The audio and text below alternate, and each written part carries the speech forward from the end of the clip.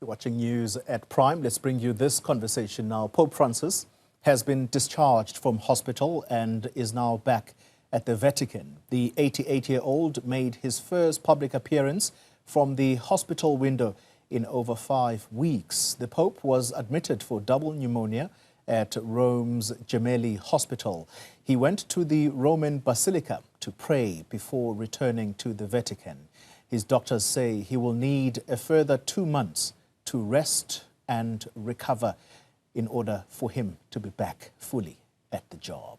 Well, let's talk more on this now, and we speak to the Southern African Catholic Bishops Conference spokesperson, Cardinal Stephen Brislin. Cardinal, good evening to you, and thank you very much for your time. Let's start with the news that the Pope has left the hospital and is now back at the Vatican. Is that good news? I think Catholics throughout the world are overjoyed, together with many other Christians and many other people of different faiths, because we do all acknowledge the spiritual importance of a leader such as Pope Francis. So I think this has brought a great deal of joy to all of us. And as you said, one of his first things to do before returning to the Vatican was to go to the Basilica of St. Mary Major in order to give thanks to God. The doctors say he will need a further 2 months to make a full recovery. Do you believe that at this time he should be working or perhaps still resting? He must still rest. I think that we can see that he's still very sick. He has been healed sufficiently to be released from hospital, but he will be confined, I'm pretty sure, to his bedroom and office in the Santa Marta, where he lives. It's clear that his body needs rest.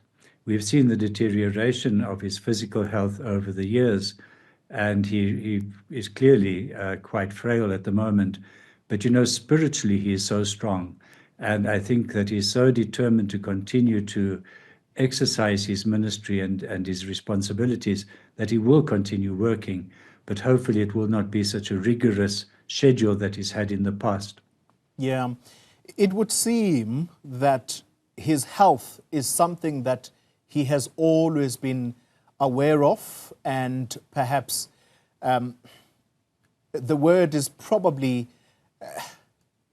almost too vigilant around it. And I'm saying this because when he did indeed get elected to this position, he did say that he would resign should his health fail him. Do you believe that we are at that point?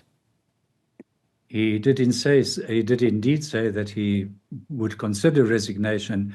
I think on another occasion, he also said that the possibility of that happening is quite remote. So I'm not quite sure what he feels at the moment. Personally, I don't think he will resign very easily. I think that he would see that even his sickness has been a witness to people, to have empathy for those who are suffering, for the elderly, for those who are bedridden and so on, that even though he cannot continue his actual functions as he used to, I think the mere fact that people see that he is bearing his suffering with patience, that he has not lost his faith, he has not lost his trust in God.